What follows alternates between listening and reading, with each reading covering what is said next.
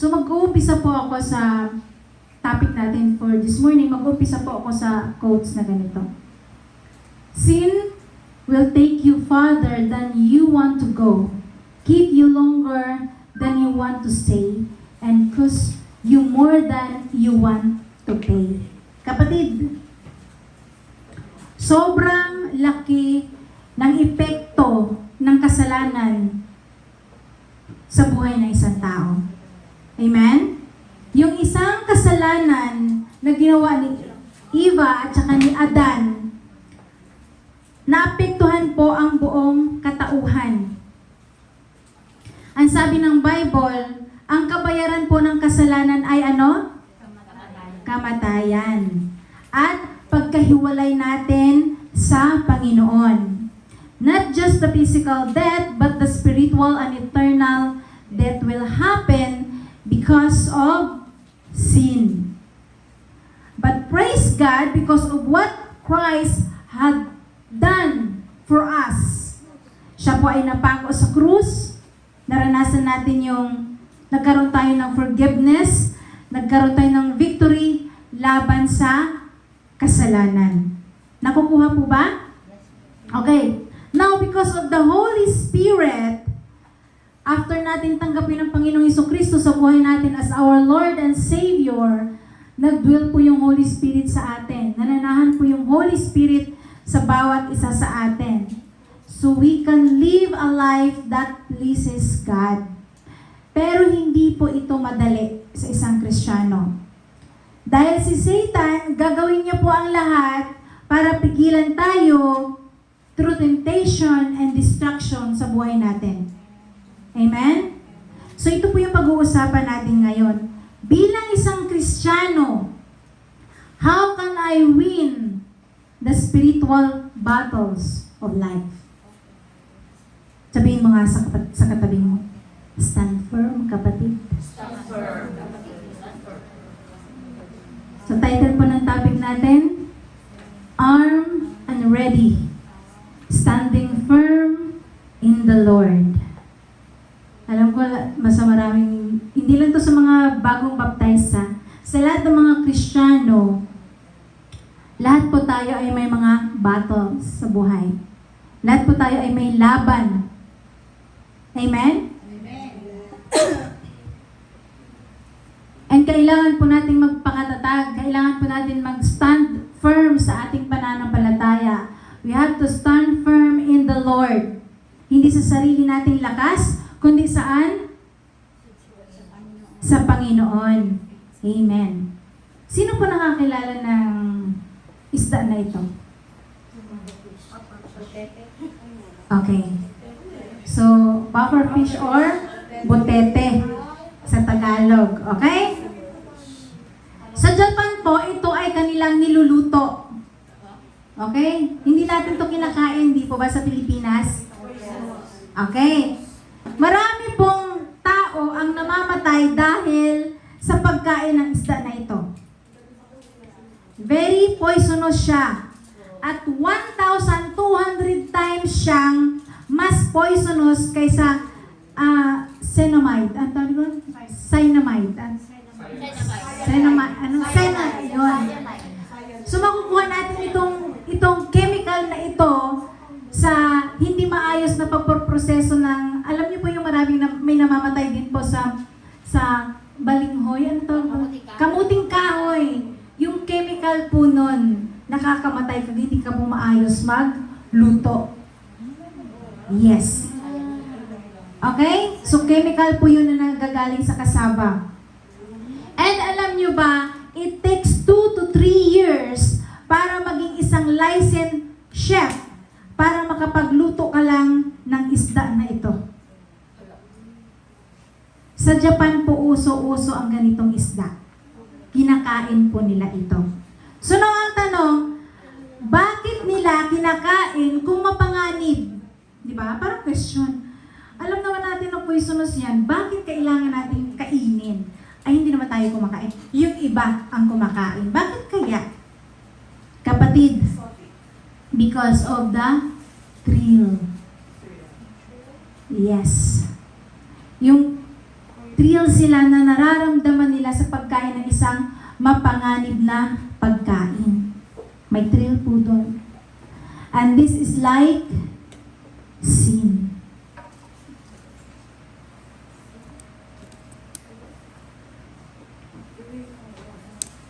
Ang sabi din dito, flirting with sin is not only foolish, but it can be fatal.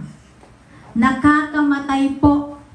Ang sabi sa John chapter 10 verse 10, the thief comes only to steal and kill and destroy. If ang diablo ay dumating to steal, to kill, and to destroy your life, ito yung exact na word or ibig sabihin ng losing your soul.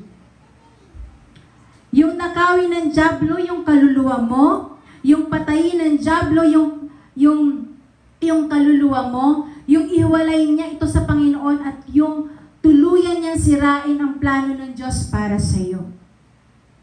Ganyan po natin nararanasan or isa na sa buhay minsan ang sin. Ephesians chapter ang word na pag-aaralan po natin ngayon ay nasa Ephesians chapter 6 verse 10 to 17. Okay? So, kunting background lang sa Ephesians or Ephesus. Ito yung lugar na Ephesus. So, ang author po nito ay walang iba sino? Wala nakakakilala. Wala. Si Pablo. Okay. Si Apostle Paul ang sumulat nito. So, ang Book of Ephesians ay almost kapantay po siya ng Book of Romans. Okay? Pagdating po sa lalim at lawak at pag-unawa ng theology of the gospel. Magkaparehas lang po sila. So, naisulat ni Paul ang Book of Ephesus traditionally in Rome. Okay? Noong si Pablo ay nakakulong sa kanyang noong unang pagkakulong niya sa Rome. Okay? Halos 3 years pong nanatili si Paul sa Ephesus. Unang punta ni Paul doon, saglit lang siya. Kasama niya po si Priscilla and sino nga asawa ni Priscilla? Aquila, yon. Pero iniwan niya po doon yung mag-asawa na ito at umalis po. Nung time na yon, galing po siya sa Corinto. Okay? After niya sa Corinto, pumunta siya sa Ephesus. Now, nanatili lang po siya saglit dito. Iniwan niya po yung mag-asawa na si Aquila and Priscilla. Iniwan niya po doon. And then, nasundan po iyon. Ito yung unang sulat ni Paul sa taga-Ephesians. Yung Book of Ephesians. Okay? Now, sinundan po ito ng sulat ng 1 Timothy and 2 Timothy. Sinulat niyo po ito sa kanyang disciples na si Timothy. Si Timothy ng time na yon ay yung ministry niya ay nasa Ephesus. Okay? Nasa Ephesus. So, tatlong beses sumulat si Paul sa Ephesians, yung Book of Ephesians, and then kay Paul, sinulat niya kay Paul nung si Paul po ay naglilingkod or nagsiserve as a pastor sa Ephesians. Okay? Now, naisulat po ito noong 60 to 62 AD. Okay? After Christ. Noong siya ay nakakulong sa Rome. At sinulat niya ang Book of Ephesians sa the Church of Ephesus or mga believers or mananampalataya sa Ephesians. Nag-take note ba kayo? Mag-i-exam tayo mamaya. Okay? Ang Ephesus po ay matatagpuan po natin sa modern Turkey. Ayan. Modern Turkey. Hindi po naging madali ang laban ng mga Kristiyano sa lugar na ito. Bakit po, Pastora? Kasi kung titingnan po natin ang location ng Ephesus, nakita niyo po yan? Yan. Ito yung Turkey, ito yung Ephesus, and then ito yon. Nakikita niyo po yan. So, kung makikita niyo po yung location, malapit po sila sa dagat. Okay? In fact, itong lugar na ito ay perfect para pagdaungan ng mga barko. In short, this is a major trade city. Okay? Maraming negosyo ang nagaganap dito at alam natin that the more prosperous ang isang lugar, the more na mas maraming temptation dyan. Amen? In fact, dito din sa lugar ng Ephesus, usong-uso yung idolatry. Pagdating sa kanilang goddess na si Artemis. Yan. Sino si Artemis? Dami yung dede, no? Yan, si Artemis. Na kung saan ang inaalay ng mga tao na i-worship doon sa temple na yon at sa kanilang Diyos-Diyosan ay sex. Because Artemis is a goddess of fertility. At mahirap po nito, marami sa kanila ang niniwala sa sorcery or black magic or mga kulam-kulam. Okay? Yon. Kaya kung ang mga Kristiyano sa lugar na ito, hirap na hirap silang mag-stand when it comes to their faith. Ayun. So that's why Apostle Paul wrote a book which is entitled Ephesians. Okay? So, kailangan po, kapag nag-aaral po tayo ng Bible, kailangan po natin pag-aralan yung ano yung theme o ano yung background ng book. Kasi pag naintindihan niyo yung background ng book, mas madali niyo pong intindihin kung bakit sinabi ito ni Paul, kung sino ang kanyang sinulatan. Okay? Yan po yung tinatawag na pag-aaral na exegesis. Napakahalaga po yan. Mas lalo niyo pong madaling maunawaan kung ano nangyari. When we study the Bible, you go back to their time. Babalik po tayo sa panahon nila. Okay? At pag-aralan kung ano nangyayari doon. And then, ano ngayon ang i-apply natin sa panahon natin ngayon. Ganun po mag-aaral ng Bible. Okay? Now, kung makikita po natin, ang bawat chapter meron po yung kahulugan or theme. Okay? In chapter 1, makikita din natin, emphasizes the spiritual blessings believers have in Christ, including election, redemption, adoption, and the sealing of the Holy Spirit. So pinakita niya yung pagmamahal ng Panginoon dito ni Pablo at yung identity ng isang Kristiyano. Ito yung plano ng Diyos para sa inyo. Sabi niya, niligtas kayo ng Panginoon, pinatawad kayo ng Panginoon, you were sealed by the Holy Spirit. Okay? Pagdating naman sa chapter 2, ang sabi dito, if it emphasizes humanity, spiritually death, God's grace and salvation, and the unity of all believers in Christ. So pinakita niya doon kung sino tayo dati nung hindi pa tayo nakakakilala sa Panginoon.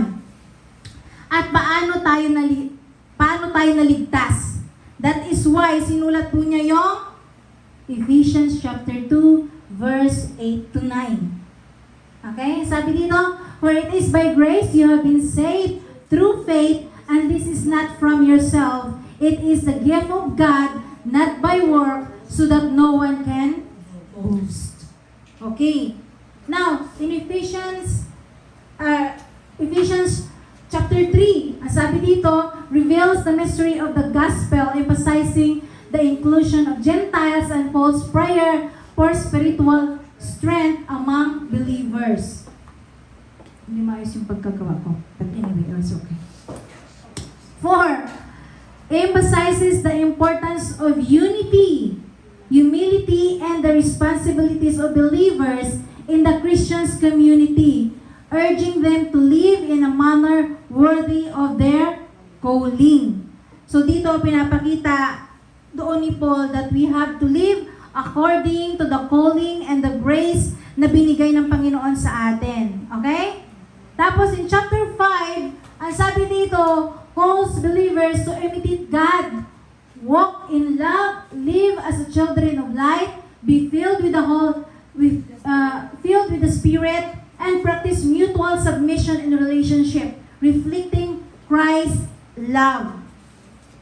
Tapos, sinasabi dito na we must walk in the light At pagdating naman po sa chapter 6, ang sabi dito, teaches believers about obedience, Christian conduct, and spiritual warfare, culminating in the call to put on the full armor of God.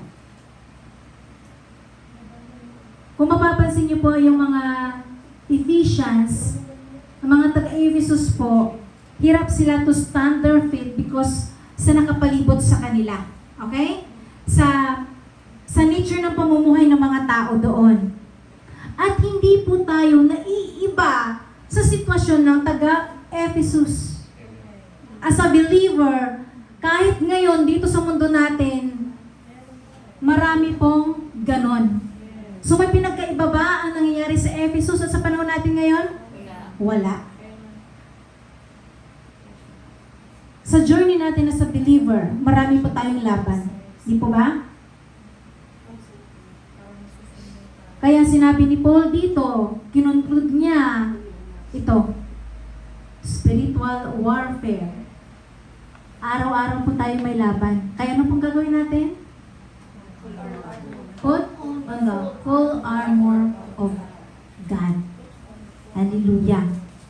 So finally, Paul's, in this last passage, kasi ang Ephesians po nabubuo lamang ng 6 chapter. At itong pag-aaralan natin ay huling chapter o huling passage ni Paul to remind sa mga taga-Ephesus or sa mga mananampalataya sa Ephesians, be strong in the Lord. Magpalakas kayo and His mighty power.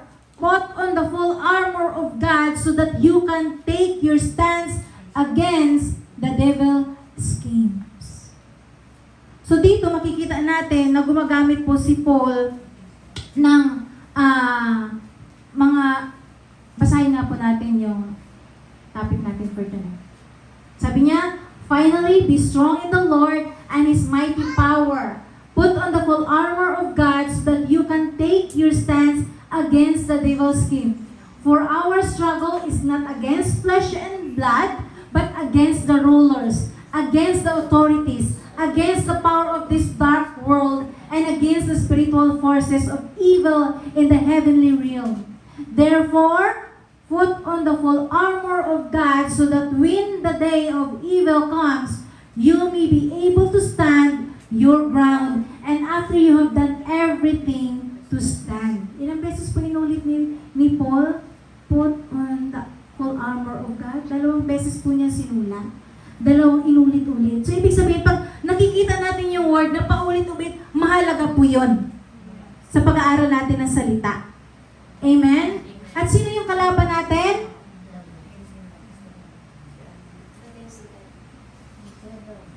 Flesh. Not against flesh and blood.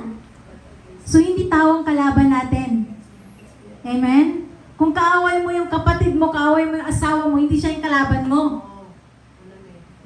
Kung kaaway mo yung kaibigan mo, hindi siya yung kaaway mo. Hindi siya yung totoong kaaway mo. Amen po ba? Kaya kung makikita po natin, si Paul, gumagamit siya ng word na strong, mighty power, stand, armor. Yung nakikita niyo po yung mga red na yan.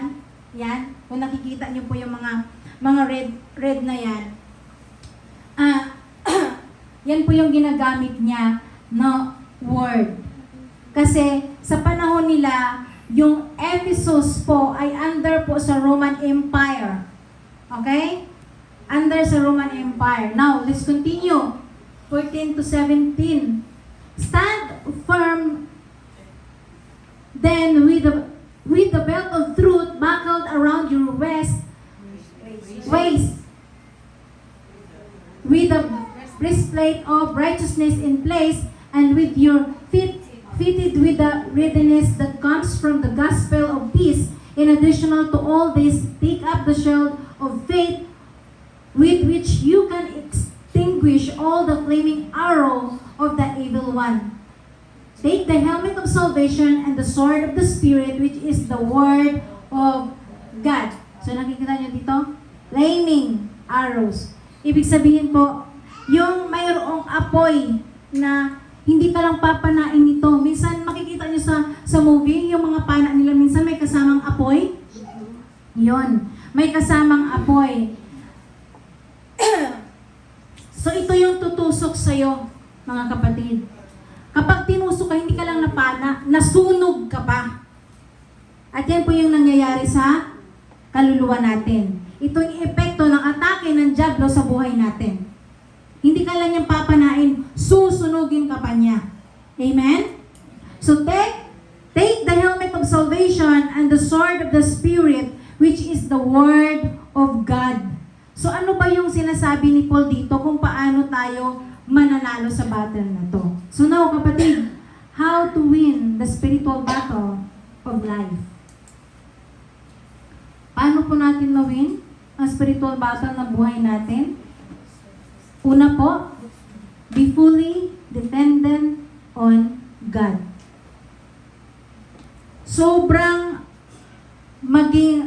Sobra tayong maging dependent sa Panginoon, kumbaga. Sobra kang maging dependent sa Panginoon, kapatid. Ang isang sundalo po na Romano, lalo na ang batalyon na makikipaglaban sa battle, hindi yan po basta-basta sumusugod. Hindi yan basta-basta sumusugod. Naghihintay po yan ng order mula sa pinuno nila. Okay?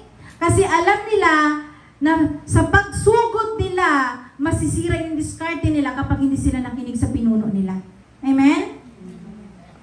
Yung diskarte po nila na sila lang, ay baka pwede pa nilang maikatalo. So tayo po mga kapatid, we are a soldier. Kapag tayo lang po ang atake, kapag tayo lang po ang lalaban sa gyera at sa laban natin, talo po tayo. Kaya anong gagawin natin? Kailangan natin ng Word of God. Kailangan natin po yung salita ng Panginoon kung ano yung dapat natin gawin. Like sa mga soldier, bakit ginamit ni Paul ang metaphor na ito as a soldier? Para sa atin, para mas lalo natin madaling maintindihan po na ang isang batalyon hindi basta-basta susugod sa laban kung walang pahintulot ng kanilang leader. At tayo, ganun din po dapat. Amen? Nakukuha niyo po ba? Amen. Okay, hallelujah. Ayun. In Ephesians chapter 6 verse 10, finally be strong in the Lord and His mighty power. Tayo po ay malakas sa laban galing sa kalakasan ng Panginoon. Hindi sa sarili natin lakas, kundi sa kay Lord. Amen? So, ang unang priority ng isang Kristiyano ay magpalakas siya saan? Sa Panginoon. Hallelujah. Parang perfect na sila sa exam, ah. Okay. Magpalakas tayo sa Panginoon. Ibig sabihin, magpakalalim tayo sa Panginoon. Kasi pag ginawa natin ang mga bagay na to, the power of the Holy Spirit ay siyang ibubuhos sa Kanya. Ibubuhos sa atin. Amen? Sabi nga niya, di ba, kapag naranasan natin ang banal na Espiritu, the Holy Spirit empower us, the extraordinary things will begin to happen. Amen po? In John chapter 15, verse 4 to 5. Sabi dito, remember in me as I also remains in me as I also remain in you. No branch can bear fruit by itself. It must remain in the vine. Neither can you bear fruits unless you remain in me. I am the vine, you are the branches. If you remain in me, and I in you, you will bear much fruit. Apart from me, you can do nothing. Kapag po lumaban ka sa laban mo na ikaw lang, makakaya mo po ba? Kaya sa prayer, lagi niyo po naririnig niyo, apart from you, Lord, we can do nothing. We need you. Di ba? Ibig sabihin, sumusurrender tayo sa Panginoon. Sumusurrender tayo na yung kahit gaano man tayo kalakas, even si Samson na pinakamalakas ng hina. Di ba? Siya yung sinasabi sa Bible na binigyan ng pinakamalakas na energy. Pero dumating sa time na hindi po permanente yung energy natin. Manghihina po tayo. Kaya kailangan po natin mag-remain. Ang sabi po yan sa KJV naman na word, ang sabi niya na ginamit, abide. Okay? Abide. So sa wikang Greek po yan. Ang ibig sabihin, abide and remain is to stay connected. No branch can bear fruit by itself. It must remain in the vine. So kung gusto mong magtagumpay, kailangan mong magpalakas sa Panginoon. Be fully dependent on Him in whatever decisions sa buhay natin. Pray to God. Lumapit ka po sa Diyos. Tingnan mo yung sinasabi ng kanyang salita as your guide. You can ask help or counsel sa mga spiritual mentor mo na pwede ring magturo sa'yo at magsabi sa'yo ng direksyon na tatahakin mo. Pwede silang gamitin ng Panginoon din sa buhay ninyo. Amen? So tingnan mo yung experience na nangyari sa buhay mo, mga kapatid. Ano yung mga inaalaw ng Diyos na mangyari sa'yo? May peace ka ba dyan sa papasukin mong mga bagay? Binigyan ka ba ng Panginoon ng kapayapaan? Be fully dependent on God, kapatid. Kasi kapag ang Diyos ang pinakinggan mo, siguradong mananalo tayo.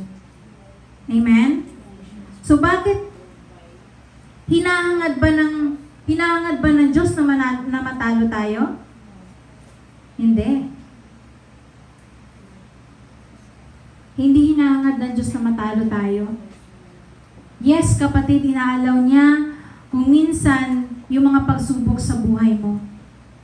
Pero hindi yun para ikasama natin, kundi para sa ikalalakas natin. Amen? Kaya kapatid, be fully surrender or dependent on God. Sabihin mo nga sa katabi mo, be fully dependent on God.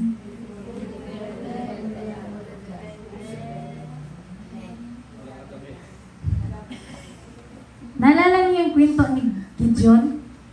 Sino nakaalala ang kwento ni Gideon? Okay. Nung lumaban sila, sino nakaalala na kung ilang thousand yung kalaban nila?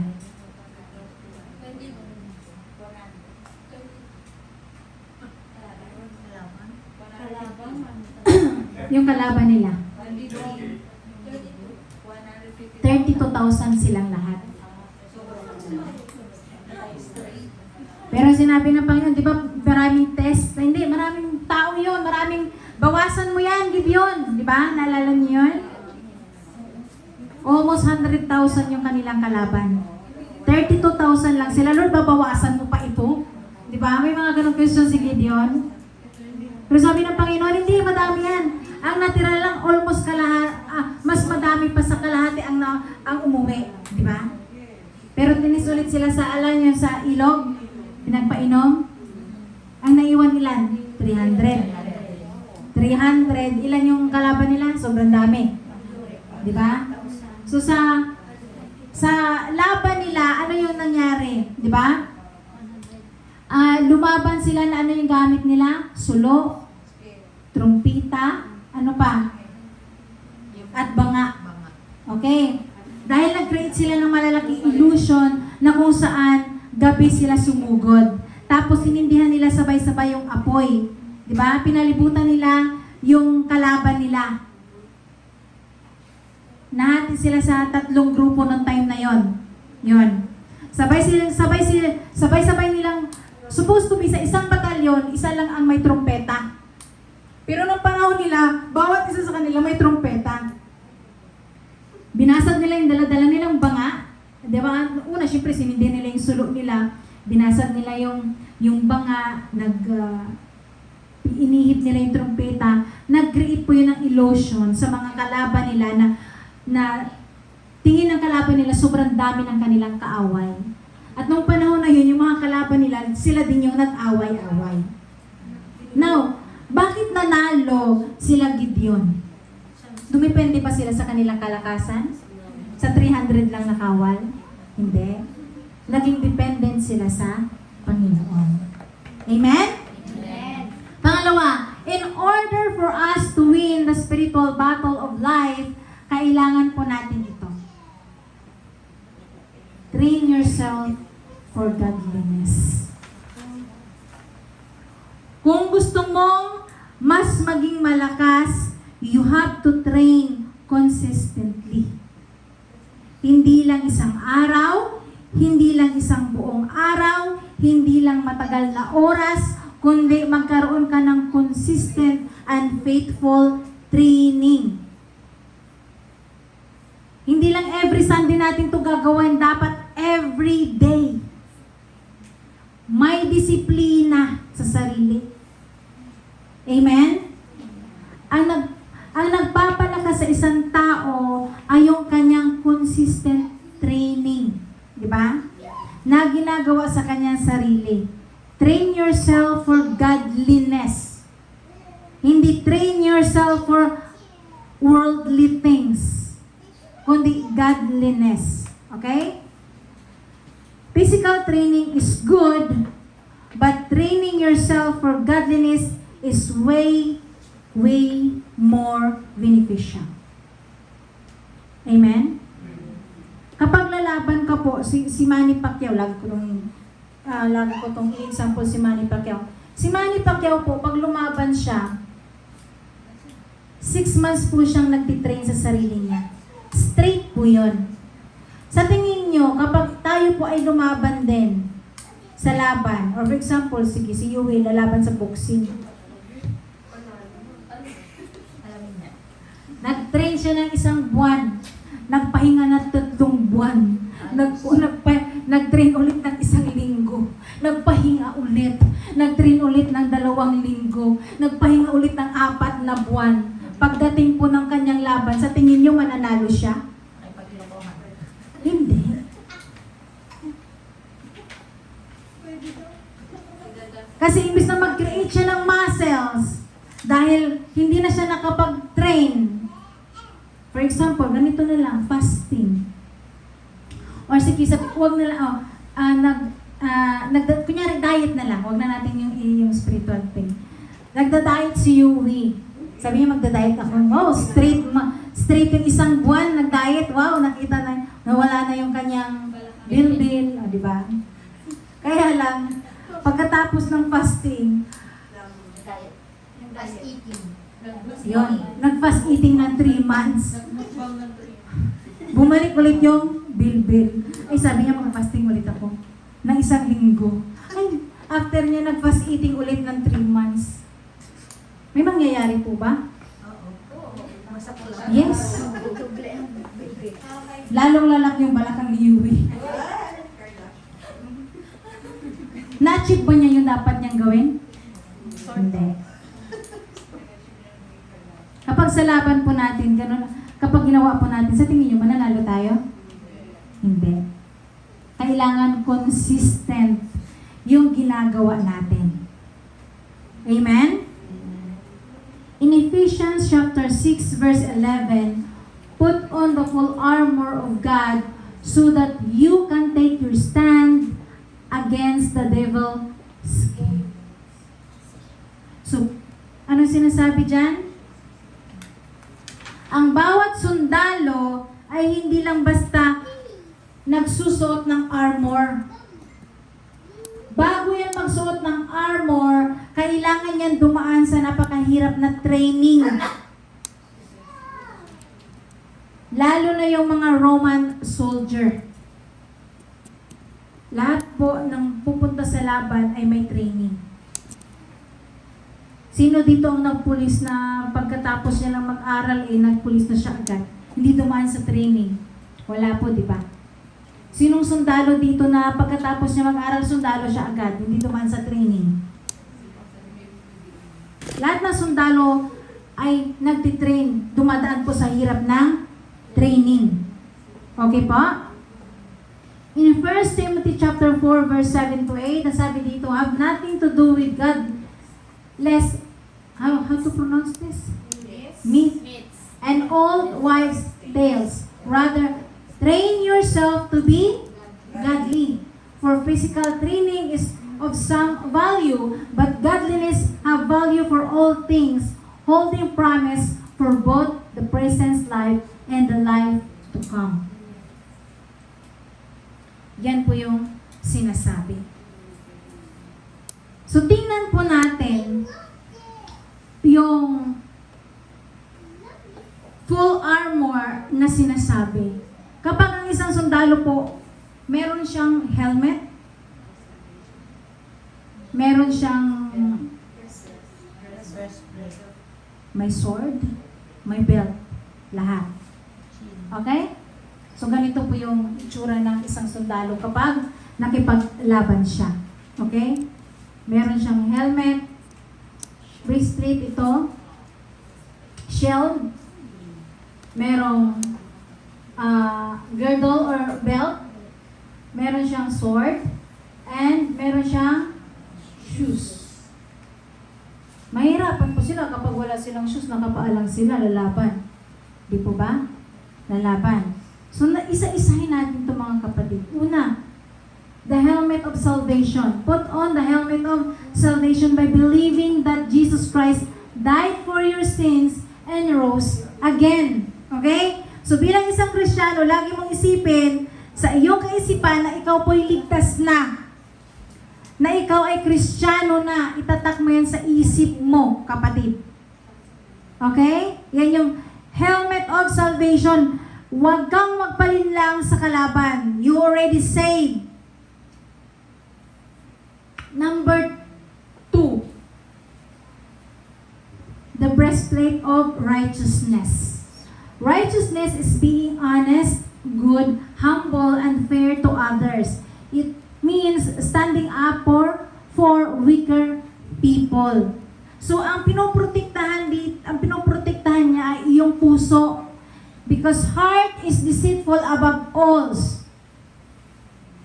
Sabi dito, live righteously. Choose what is right. Live righteous. Kapag namuhay po tayo ng righteous, ito po yung mga dapat nating gawin. Maging honest po tayo, maging humble tayo. Lahat po yan gagawin natin. Mamuhay tayo ng may righteousness or kabanalan. Amen? Amen. Next, the belt of truth. Truth keeps us from giving in to world's beliefs.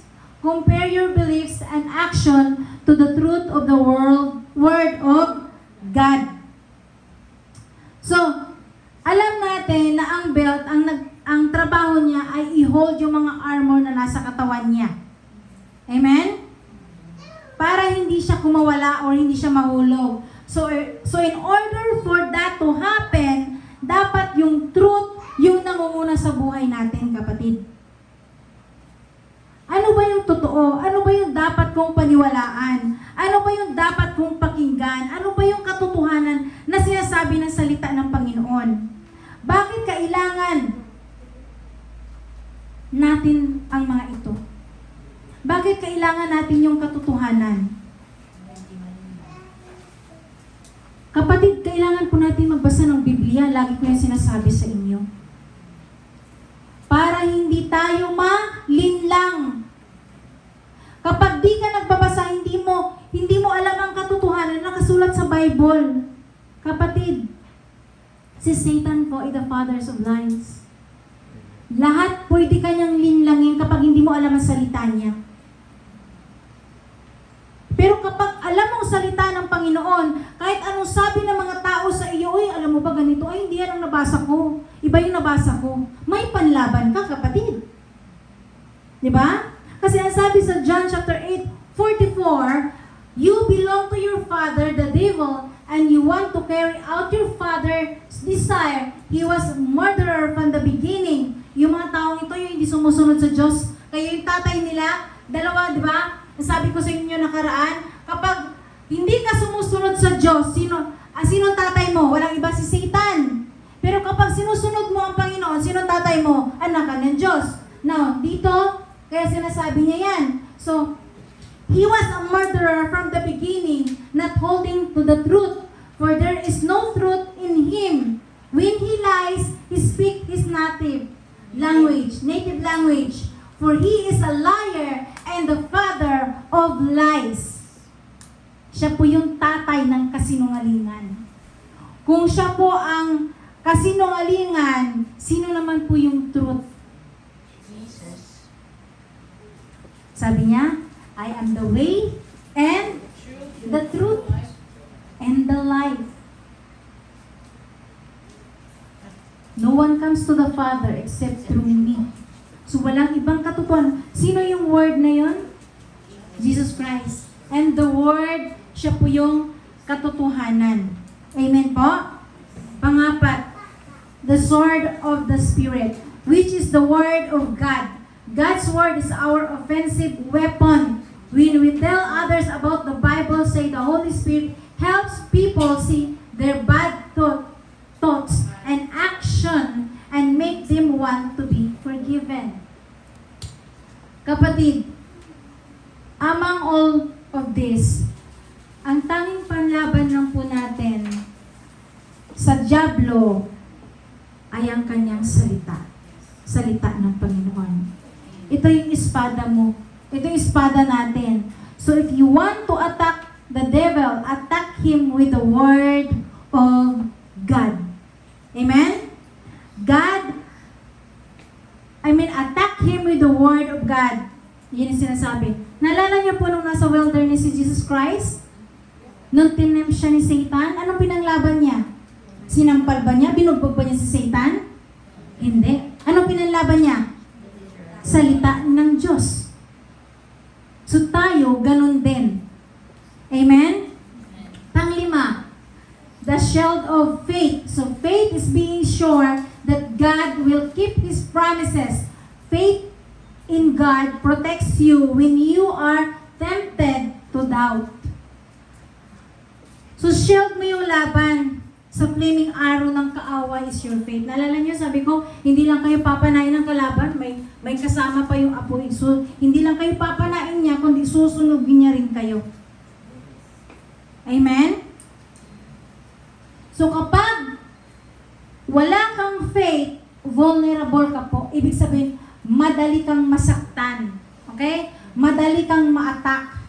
Kahit may armor ka pa, mabilis kang matalo kasi wala kang faith.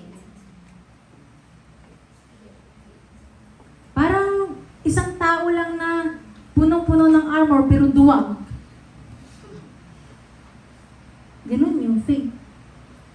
Kahit kompleto ka pa sa armor, kapag duwag ka, kapag inatake ng kalaban, wala na. Talo na. Pero kapag puno ka ng armor, and then matapang ka, mananalo ka. Because of your faith.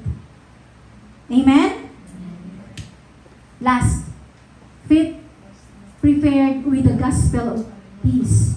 So the gospel of peace is being right with God and being contented in troubled times.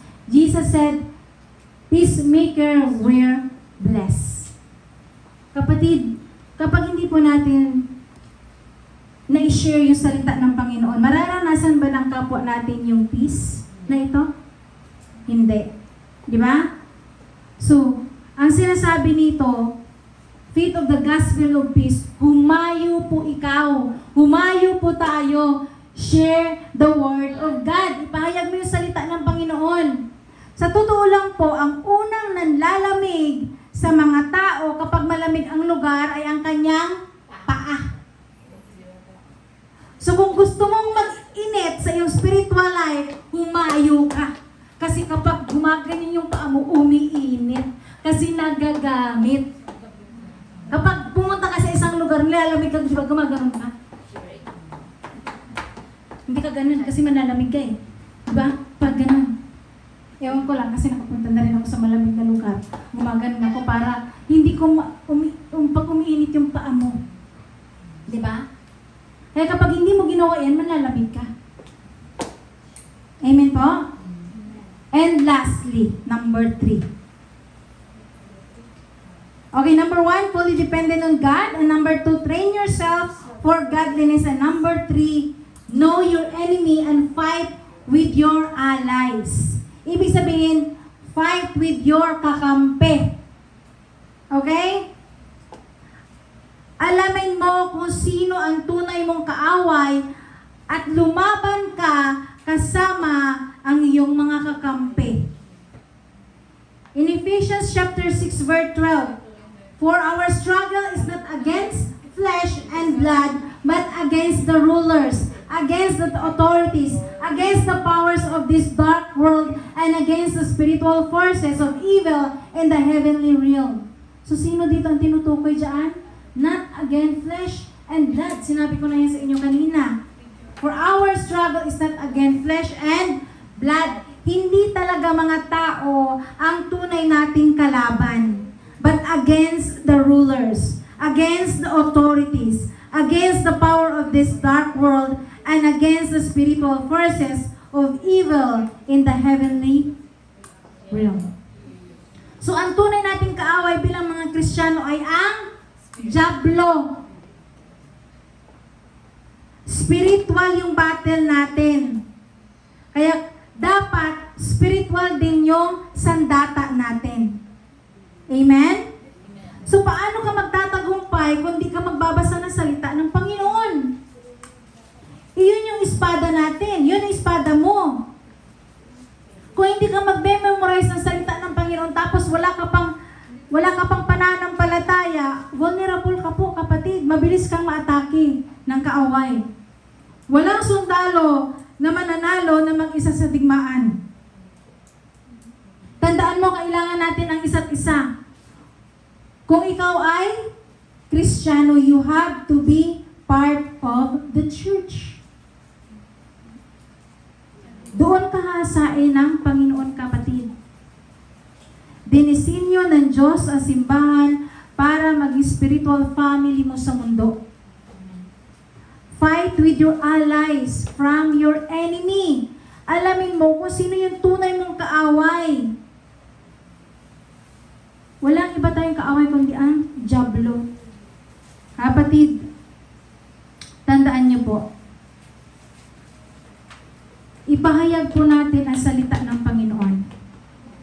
The true mission is not inside the building of the church. The true mission is outside the wall of the church. Andun po yung laban natin. Andun yung mission natin sa labas. Maraming tao, kaluluwa na kailangan ng tulong. Na kailangan niya yung bawat isa sa atin. Kailangan po natin humayo. Bakit nyo, sa tingin nyo, bakit dumami ang tao sa church? Sa pag-i-invite, di po ba? Ng mga kaibigan natin? So, wag po tayong mag-stop doon, kapatid. Wag po tayong mag-stop doon. Dito po ako magtatapos. Kapatid, ang buhay natin sa mundong ito ay giyera. Labanan araw-araw. Sa hindi natin nakikita. Para manalo sa laban, tandaan natin na ang lahat na natutunan natin ngayon ay kailangan nating ilagay dito at isa puso. Ito ay mahalaga bilang sundalo o mananampalataya. Manatili tayong lagi sa presensya ng Diyos. Hindi lang sa araw ng Sunday, kundi araw-araw. Kapatid, may gagawin ka para manalo sa laban. Train yourself, discipline yourself, na laging maglaan ng oras sa Diyos. Laging manalangin, laging magbasa ng salita niya.